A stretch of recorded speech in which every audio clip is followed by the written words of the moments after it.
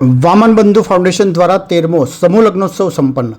14 નવયુગલોએ પ્રભુતામાં પગલાં માંડ્યા। વામન બંધુ ફાઉન્ડેશન આણંદ દ્વારા હનુમાનજી મંદિર લાંબેલ ખાતે સંસ્થાના પ્રમુખ દલસુખભાઈ પ્રજાપતિ અને અધ્યક્ષ સ્થાને 13મો સર્વજ્ઞાતિ સમૂહ લગ્નોત્સવ ભારે હર્ષોલ્લાસ સાથે સંપન્ન થયો, જેમાં 14 નવયુગલોએ પ્રભુતામાં પગલાં પાડ્યા હતા।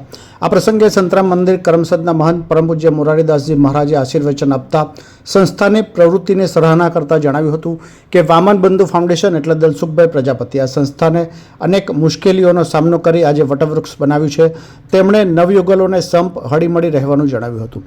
આ પ્રસંગે સંસ્થાના ઉપપ્રમુખ લાયન દીપકભાઈ કે શાહે સંસ્થાની પ્રવૃત્તિઓની માહિતી આપી હતી।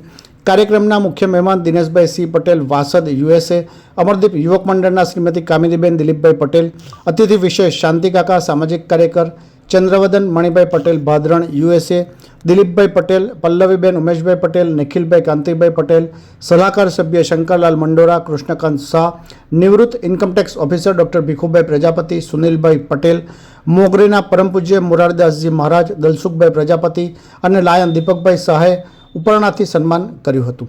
આ પ્રસંગે સંસ્થાના મહિલા સમિતિના સભ્ય શ્રીમતી જ્યોત્સનાબેન દીપકભાઈ શાહ, ગીતાબેન એચ શુક્લ, કાજલ નિર્મલા ભરત રાવ, ઈલાબેન પરમાર, મનીષાબેન સોલંકી તેમજ દાતાઓનું સન્માન કરવામાં આવ્યું હતું।